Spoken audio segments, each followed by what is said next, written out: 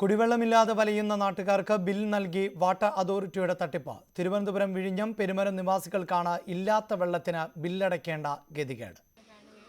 കുടിവെള്ള ടാങ്കറിന്റെ വരവ് കാത്തുള്ള ഈ നിൽപ്പ് കഴിഞ്ഞ 1.5 വർഷമായി പെരുമരം സ്വദേശികളുടെ ശീലമാണ്. അതിനു മുമ്പ് വരെ വാട്ടർ അതോറിറ്റിയുടെ കുടിവെള്ളം വല്ലപ്പോഴും കിട്ടുമായിരുന്നു. ഇപ്പോൾ ഇവർക്ക് ആശ്രയം സ്വകാര്യ കുടിവെള്ള ടാങ്കറുകൾ മാത്രം.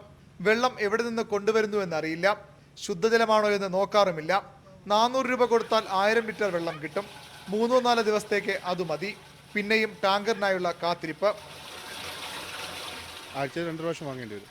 പൈസ കൊടുത്ത് വാങ്ങുന്നു. ഗവൺമെന്റിന്റെ ഒരു ഇതുമില്ല.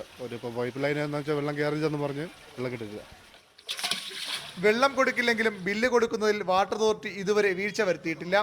പരാതിപ്പെട്ടിട്ടും ബില്ല് വന്നുകൊണ്ടേയിരിക്കുന്നു. 1.5 കൊല്ലത്തിൽ കൂടുതലായി പൈപ്പിൽ വെള്ളം വന്നിട്ട് ഇതുവരെ ഒരു പൈസ മുടക്കമില്ല. അടപ്പ് പൈസ കറക്റ്റ് അടച്ചുകൊണ്ടിരിക്കണം. എല്ലായിടത്തും കട്ട് ചെയ്ത് 65 രൂപ എടുത്ത് കട്ട് ചെയ്യണം. വെള്ളം വരുമ്പം 65 രൂപ എടുത്ത് ഓപ്പൺ ചെയ്താൽ മതി എന്നാണ് പറയുന്നത്. ഞങ്ങൾക്ക് വെള്ളം കിട്ടാൻ കൊച്ചുങ്ങൾ പഠിക്കാൻ പോകാൻ പോലും കുളിക്കാതാ പോകുന്നത്. ഉയർന്ന പ്രദേശമായ പെരുമരത്തെ കിണറുകളിൽ വെള്ളമില്ലാതായിട്ട് വർഷങ്ങൾ കഴിഞ്ഞു. നിരത്തിവെക്കുന്ന പാത്രങ്ങളും വാട്ടർ ടാങ്കുകളും ഇവിടുത്തെ വീടുകളിലെ പൊതു കാഴ്ചയാണിത്. ക്യാമറമാൻ നിതിനൊപ്പം V V Arun, news 18, Thiruvananthapuram.